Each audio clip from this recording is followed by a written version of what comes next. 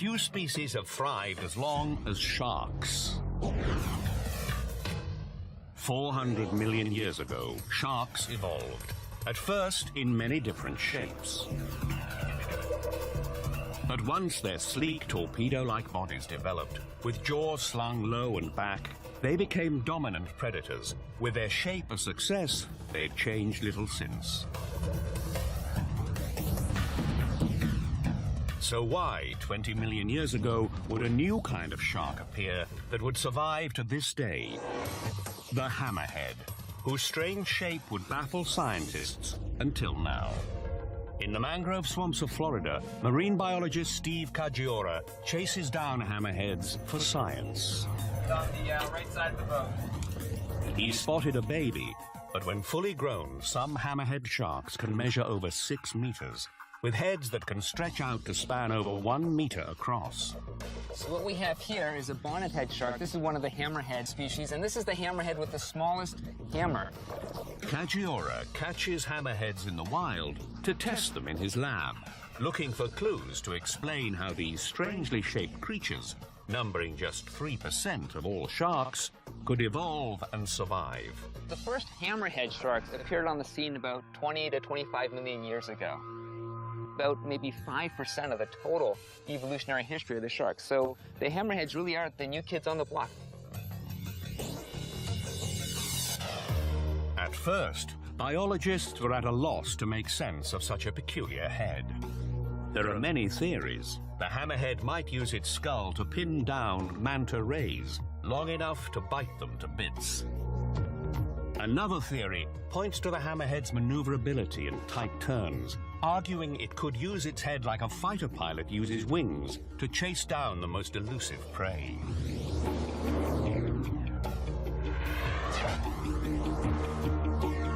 Caggiora has a different idea. Every animal, including humans, give off a faint electrical charge when their heart beats or a muscle twitches. All sharks can detect this electricity pulsing around them through hundreds of minute dark pores peppered over their heads. Sharks rely on these electroreceptors to find creatures lying on the sea floor, even when they're camouflaged or remain completely still. Caggiora thinks the hammerhead's odd shape might give it an advantage in hunting, a bigger radar dish that would explain why the strange shape flourished. No one's ever tested for this until now.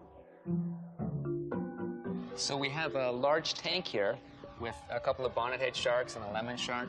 What I'm going to do is take this plate, place it in the bottom of the tank, and you can see these electrode leads running from the center of these two targets. These lead up to a stimulator box on the surface, and I'm going to be able to activate one of those two electrodes and have the sharks come in and bite at them as if they were a natural prey item. Caggiora's assistant adds an irresistible aroma to the tank. Prey fish. Odor brings an animal in from a distance. It enables the shark to detect, say, a bleeding fish and track it for a long distance to come in closer. When it comes to the final bite, they can never see what they're eating. The eyes are on the ends, the mouth is underneath. They have to rely on their electrosensory system to position their mouth over the prey item. With the shark's appetite up, Caggiora turns on the electric pulse. I'm only passing 8.8 microamps of current, tiny, minute amount of stimulus, but it simulates the natural sort of electric field that a natural prey item would be producing. The current is so minute that a pair of AA batteries could keep it going for 22 years. Okay, electrode 1 is on, the electrode on the right, and so we'll see if the shark comes in to bite at that electrode. Here it comes, it's coming in. Oh, that was not the electrode that's active. It swam over that one without biting, you'll notice. And now it's coming back in, coming down, definitely searching. And there, good, look at that, good, clear, distinct biting right at the electrode. Very clean. The value of the charge, just a little higher than that given off by human thought, is enough to drive the hammerhead into a frenzy.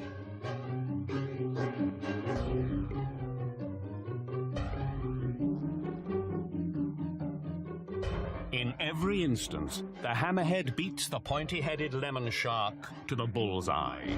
That's a male bonnethead shark who is biting at that one.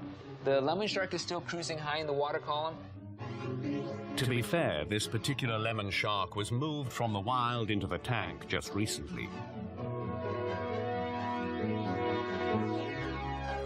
But even in the wild, the hammerhead's shape gives it an edge.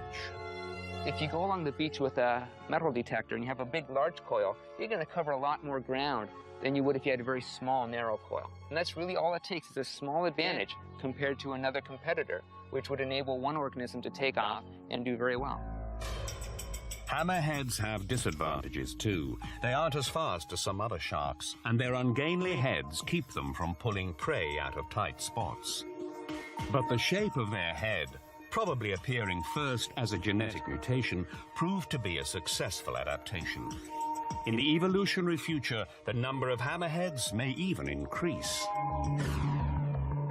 The predatory shark has evolved the perfect shape for offense. But what if you're on the defense? How do you survive the onslaught in a world of killers?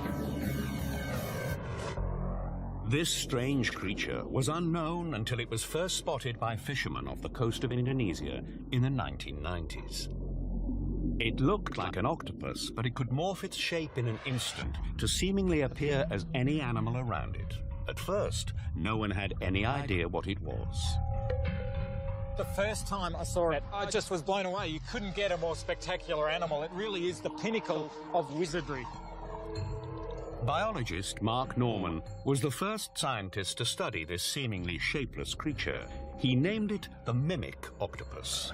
The mimic octopus makes itself look like a living, moving animal. So it pulls all its arms around behind its body and swims along like a poisonous flatfish called a banded sole.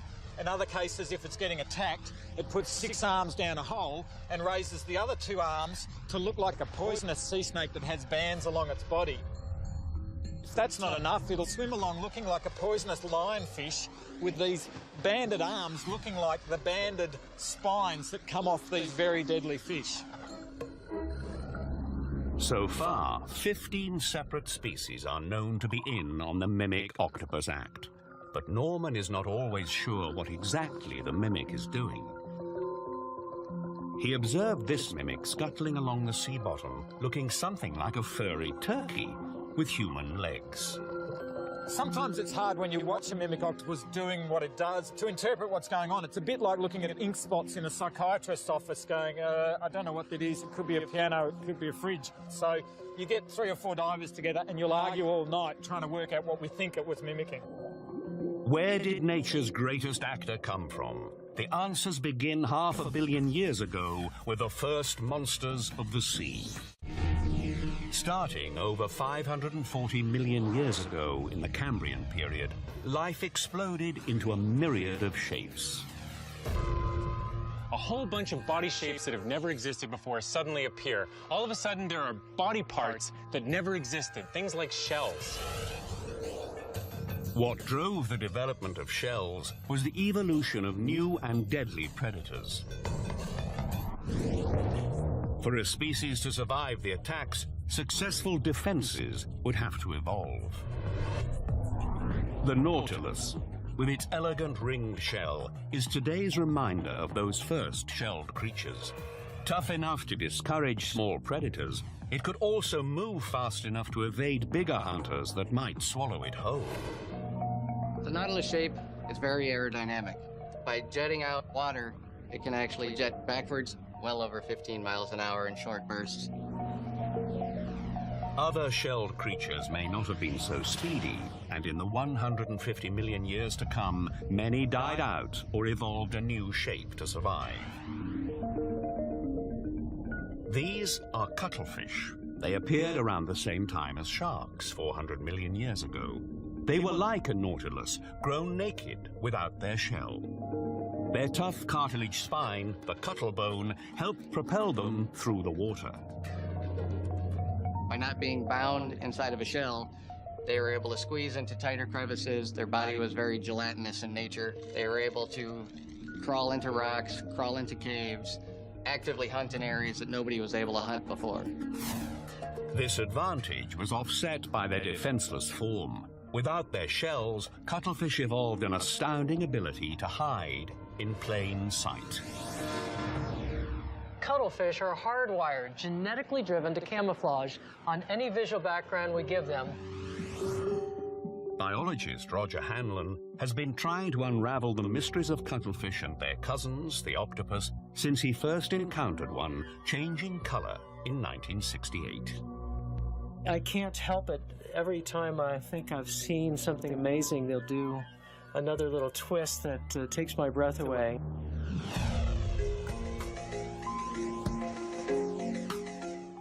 Even in the lab, presented with the most unnatural background, a checkered pattern, the cuttlefish can adapt. We're going to slide in the new pattern on the bottom. There it comes, just like that. So now it's got a new visual background, and we can check the monitor and see its change. Never having encountered anything like it in nature, the cuttlefish takes a stab at its first impression, changing from brown to gray in just a few seconds, even creating a passable rectangle on its back. It sees white checkers about the same size as that, turns on a disruptive pattern. It's not perfect, but it's close enough to fool a predator.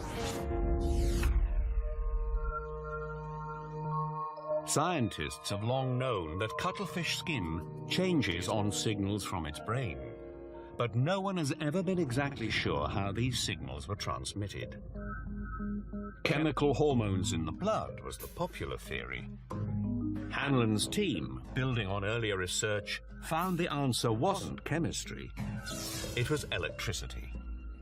The skin of the cuttlefish and all the rest of the octopus family are lined with two layers of color-producing cells.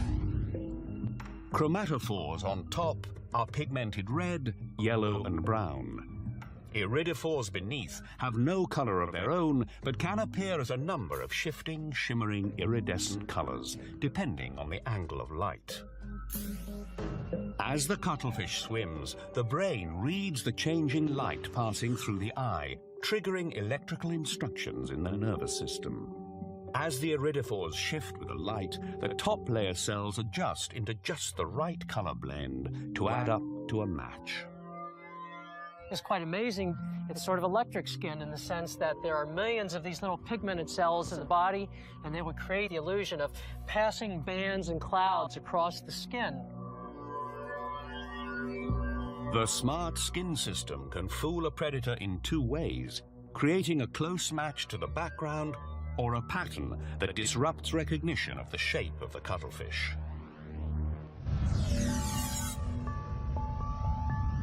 200 million years later, another cousin of the cuttlefish also lost its shell and employed the same smart skin to hide: the octopus. Unlike the cuttlefish, the octopus had no bones at all. It was pure, flexible muscle. The most elastic body shape on the planet. You can think of them almost as a liquid animal. They're plastic, they can change how much their arms get pulled in close to their body. But on top of that, they have this most amazing skin. The skin can not only change colour in really fine detail, it's almost like high-definition skin, but it can also change shape, so they can push up little branches of skin or little bumps, which means it can impersonate the shapes of rubble or corals or reefs. The octopus hides for defense from predators and to sneak up on prey.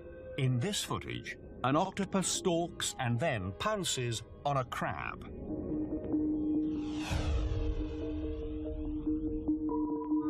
As we've seen, the newly discovered Indonesian mimic octopus has added an important skill, the ability not only to blend in with the background, but to assume the shape of frightening predators.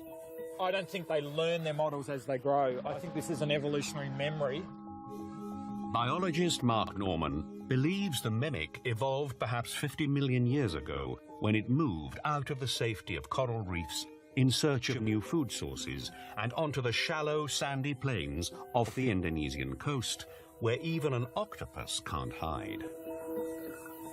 When you swim around in these areas, there's no protection, no reef, no coral cover. It'd be like trying to match a white piece of paper. And the only other animals that are out during the day on these sand plains are covered in spines or are poisonous. For the evolving mimic, the flip side of survival of the fittest was death to bad actors. No predators will allow a bad mimic to live more than about 3 minutes. These animals have evolved into such tight mimics because they have such bad critics.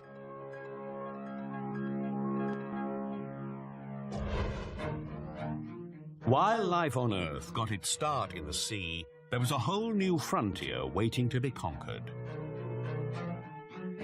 The first fish-like creatures crawled onto the land around 400 million years ago.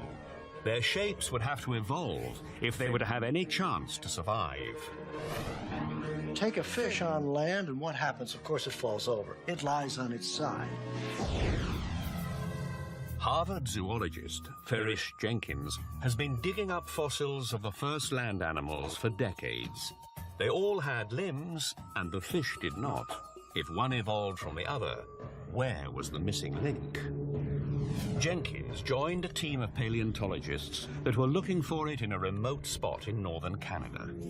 After 6 years of digging, in 2004 they struck gold.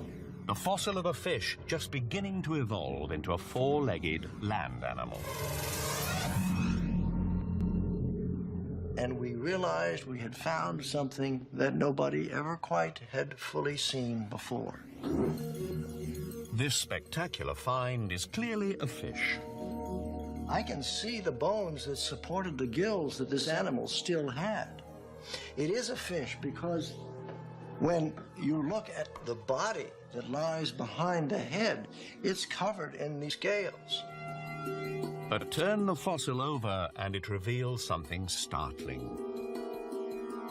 Here, for the first time, was a vertebrate animal with a distinct separation of the head from the body, and that's called a neck. And what's a neck useful for? The answer is for living on land.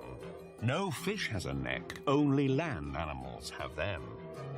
Well, of course, in the water, a fish can orient its entire body and therefore its head in any direction it wants and do it with great facility and ease.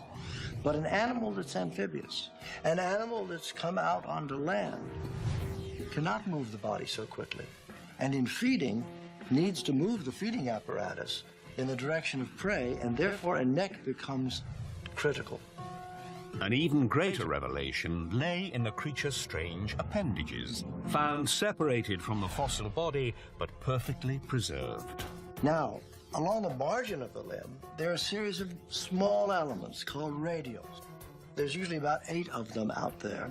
And these are beginning to look like digits, which are going to become essentially a hand.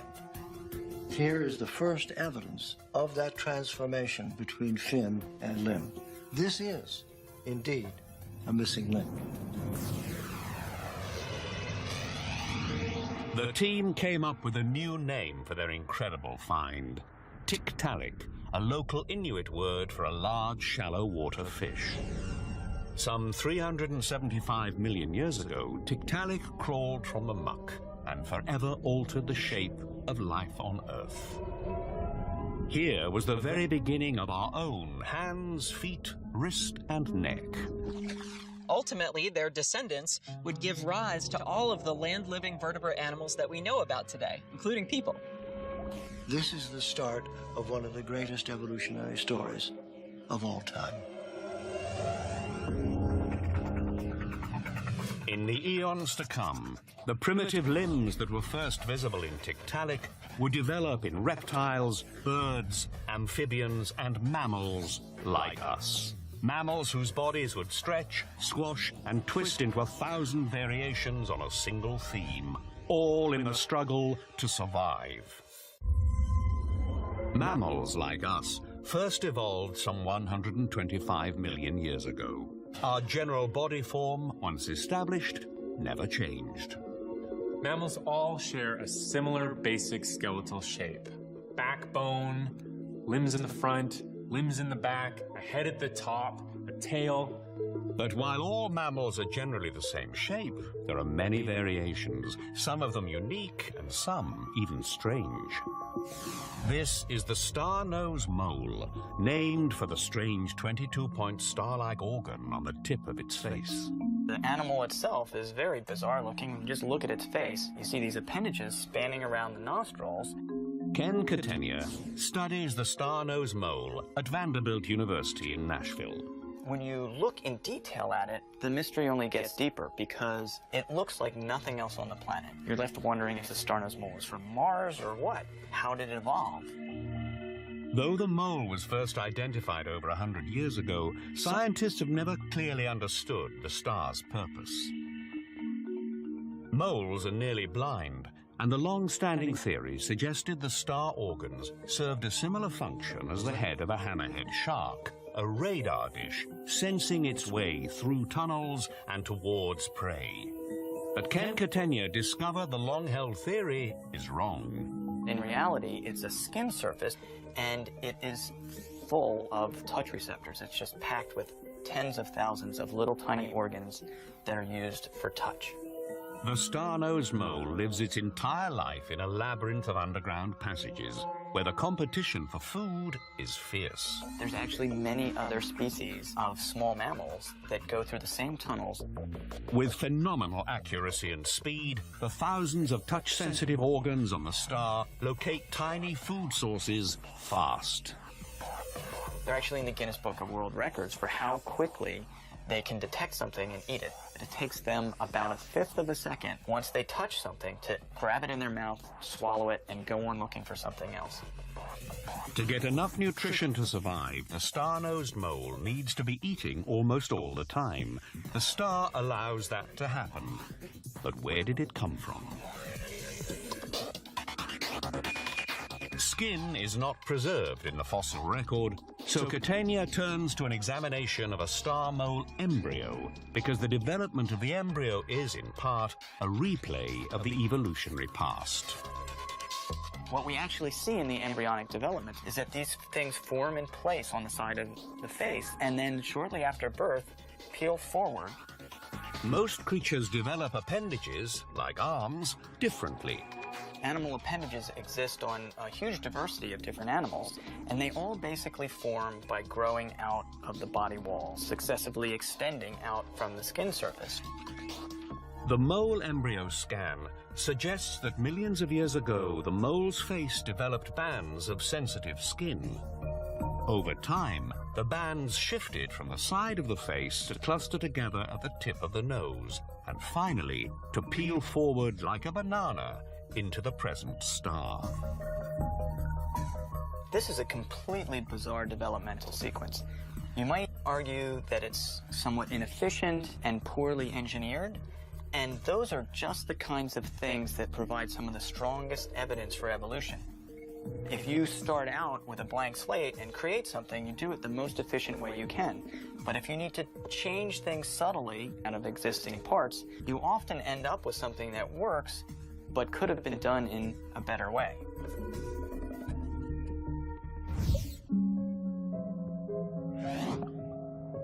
Land animals continue to develop in unusual ways. Several species eventually evolved to return to life in water, nature's version of retrofitting. Parts built for land were reshaped over millions of years for life in the water. One of the first mammals to go back to the sea was the ancestor of today's platypus. Platypus have this big bill that makes them look like a bird, even though they're not birds. They have a weird spur that comes off the ankle that they can use to inject venom. They have weird bones that stick out of the pelvis. They have densely matted fur. They're just weird-looking animals. When platypus were first discovered, they actually thought it was a hoax. When they actually sent a specimen to London to the museum, they actually thought that it was made up from different parts of an animal. The platypus has been completely reshaped by the survival challenge of its environment. If you look at the bill of a platypus, they use that for finding food on the muddy bottom of a stream. The webbed feet are used for swimming. If you look at that densely matted fur, it helps them stay waterproof when they're swimming around. All body shapes work for what they do because otherwise natural selection would have gotten rid of them.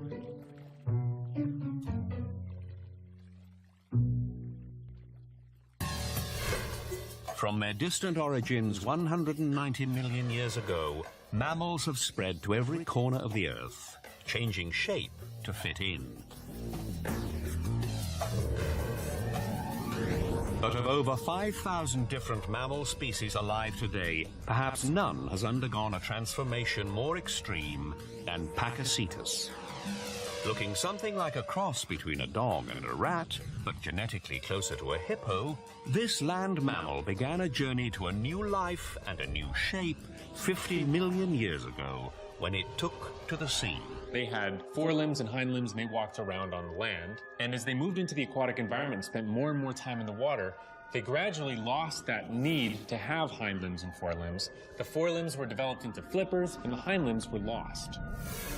The result, millions of years in the making, was the whale, grown huge in its buoyant ocean home, but still retaining its mammalian roots. Whales today remain warm-blooded mammals, breathing air into lungs, feeding young milk from giant mammary glands, and even growing hair. This skeleton of a blue whale clearly reveals the remnants, 50 million years later, of Pakicetus's paw, with digit bones now collapsed into a fin, like a hand in a mitten.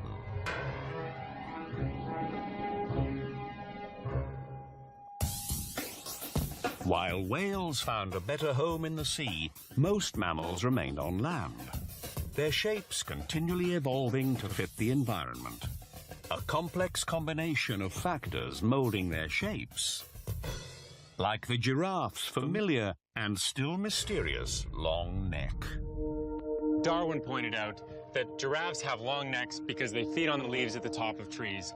But their necks don't really need to be that long, otherwise no baby giraffe would ever make it to being an adult. There's got to be stuff to feed on at those shorter heights.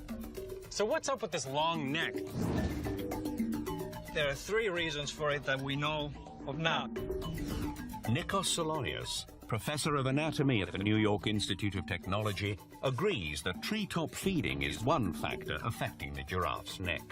To make it work, the giraffe has evolved the most powerful heart in nature.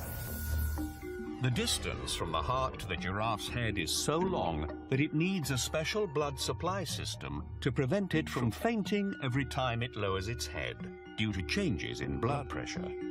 To keep the blood pumping properly, the giraffe's heart has ballooned to an enormous size, 25 times larger than a human heart.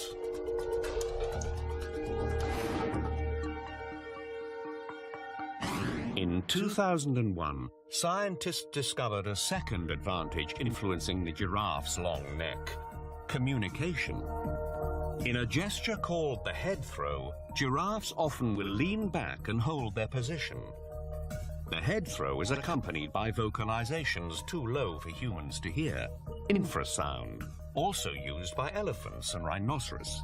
And you can tell the other giraffe is listening because they turn their head around or they move their ears. Solonius argues that long necks may have evolved 8 million years ago, when their habitats were crowded. Those days, in the forest and the savanna, there were 3 or 4 times more species of animals than there are today. For example, there were 6, 7 species of zebras instead of 1. There were 7, 8 species of rhinoceroses instead of 1. And there were a lot of antelopes around. So it was a very noisy time. High above the din, giraffes took advantage of their evolving personal mobile phone towers to get a clear, interference-free signal. And there's a third factor. Giraffes use their heads as weapons.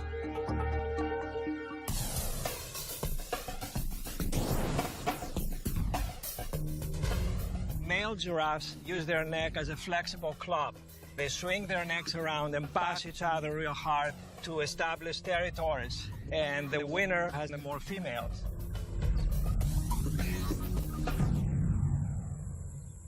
Because giraffes with longer, more powerful necks were more likely to win females and mate, they bred over time giraffes with even longer necks. But with long necks came danger. Giraffe horns were once long and sharp, like their antelope cousins. When the giraffe strategy of fighting happens and the neck gets longer, the horns can actually kill the opponent. What happens is the horns, we see in evolution evidence for the horns to be more blunt, so they won't kill the opponent, because although fighting is very formidable, in evolution you don't have one individual kill the other individual. Only humans kill each other.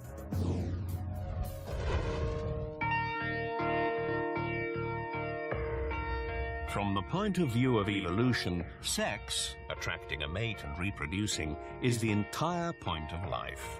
The need for male display for the attraction of females has caused the evolution of an amazing variety of shapes. Some, like the peacock, seem beautiful. For others, it's harder to see the appeal. This is the stalk-eyed fly. Though these may look like antennae, they're actually the head of the insect. Their brains fill out the stalk, and their eyes rest on top. You wouldn't imagine these on this planet unless you saw them, because their heads are so weird. Biologist Gerald Wilkinson sees insects as a great resource in studying evolution. Insects are great systems for exploring shape and evolution, because they to become an incredible variety of shapes, with structures coming off of their heads, weird horns coming out of their bodies. In his University of Maryland lab, Wilkinson breeds thousands of stalk-eyed flies.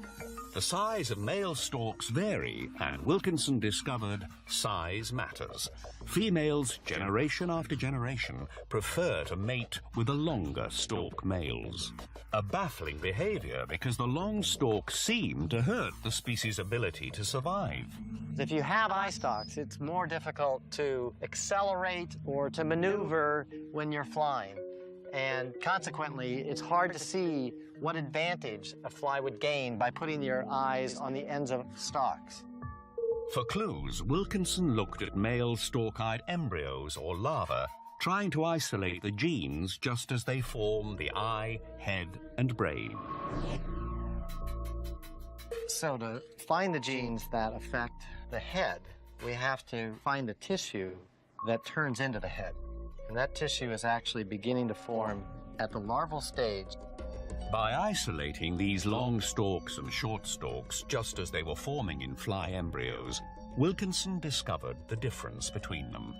The short stalks lack the chromosome vital to produce males. They can't have sons, only daughters.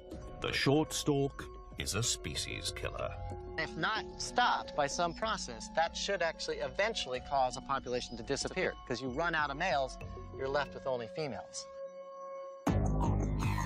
The long stalk may look bizarre to us, but to a female fly, it's a clear indication of the best choice of mate. Far from endangered, stalk-eye are an evolutionary success, appearing in the fossil record much as they are today for the last 50 million years. Their strange shape, the key to their success.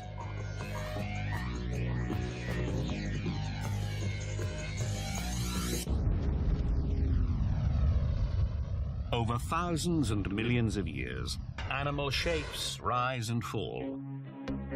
The most successful flourish, no matter how strange. Weird necks, strange ears, and nearly hairless skin. Welcome to the strange world of humans. We are no less bizarre or peculiar than a star-nosed mole. For 3.5 billion years, life has thrived on planet Earth. The shape of each organism forged by multiple factors. The human body, too, has been shaped by evolutionary need into a unique form. Things like a hammerhead shark, the neck of a giraffe. All of these things strike us as being somewhat peculiar. But you know what? That's really no more peculiar than we are. Humans do indeed have a peculiar shape and it's quite unique. No other animal has anything even approaching it. The focus of anatomist Bruce Latimer's work is the evolution of the human body. He believes we were shaped in large part as a result of a single behavioral change in our ancestors. They stood up. We've been walking upright for at least, I would say, 4.5 to 5 million years. And we are a striding biped, which is to say we stand on one foot at a time. That's a very different way to get around, and as far as we know, no mammal, save ourselves and our immediate ancestors, has ever even tried to experiment with this kind of locomotion. Latimer believes that pre-humans stood in order to free their hands so they could carry food and make it easier to nurture their young. He believes that free hands led to the development of tools, which led to cooked foods, which led to better nutrition and a larger brain. This would enable us to spread across the world, all from just standing up. A change that shaped our body, starting with the spine. This is a female gorilla. You'll notice that that spine is essentially straight. To accommodate the biomechanics of walking, the spine transformed over millions of years into a winding set of 4 curves. In your lower back, no other mammal has a lumbar lordosis. The reason we did that is because we couldn't block the birth canal. In order to keep that open, we had to keep our sacrum tilted the way it is. Because of that, our head would be out in front of us, which you really couldn't walk like that, so we had to create a curve. That curve creates the hollow in our back. Now, having once accomplished that, so we can get our torso over our hips so we can balance, then we'd be leaning backward too far. So we put in another curve in the opposite direction, and then our head would be sticking out too far in the front. So in order to balance that, we put in another curve here at our neck. A lengthened and curved spine, knees closer together than hips, a barrel chest. All of these a result of a determined effort over 1 million years to walk. A skill that still does not come easy. You really don't learn how to walk until you're 8 or 9 years old. And if you look at the gait of a young child, it's not like an adult. It takes you quite a while to develop those neuromuscular pathways that allow you to do this thing.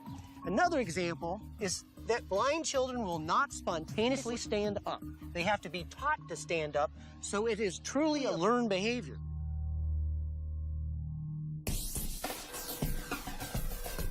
Scientists are still trying to understand the basics of what most of us take for granted. Since 1990, scientists and engineers in a robotics lab at the Free University of Brussels in Belgium have been trying to create a robot with human proportions that can walk freely. Our human body is an incredible complex machine. We have over 600 muscles, and we do not completely understand how we walk and run. So therefore we can build robots with less complexity to try to understand. And what were the results? We had a lot of problems when often the robot fails to work. The feet are quite small, so the robot always risks to fall over. While man's quest to walk upright has influenced the shape of our body, some other creatures also decided to walk on 2 legs. Dinosaurs, like T-Rex, also evolved to move on 2 legs, and today the dinosaurs' descendants, land-based birds, do the same. Capable of speeds around 70 kilometers an hour, the flightless and bipedal ostrich, the fastest running bird, can outrun predators like lions on its powerful long legs. And flamingos feed in swampy waters on 2 legs, keeping their feathers dry. Among mammals, though, humans have another biped companion, the kangaroo. Kangaroos are shaped in a really sort of a weird way.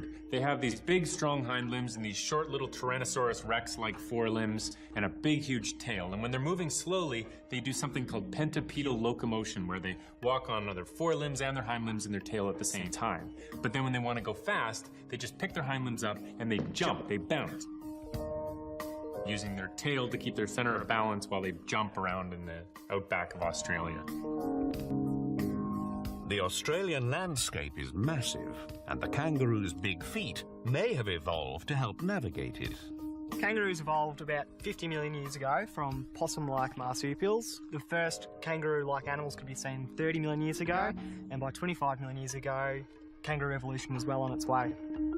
The hopping motion depends on elastic tendons in the hind legs, so moving takes up very little energy in the kangaroo, a must for survival when you have to cross huge areas of land. For kangaroos, it's all about just like, we're out of food, let's go for a walk. And then they go for 100 kilometers and get to a new patch of food. The kangaroo's shape has evolved to be a perfect fit with its environment. Otherwise, it would not have survived. And while bouncing may be the most efficient way for a mammal to travel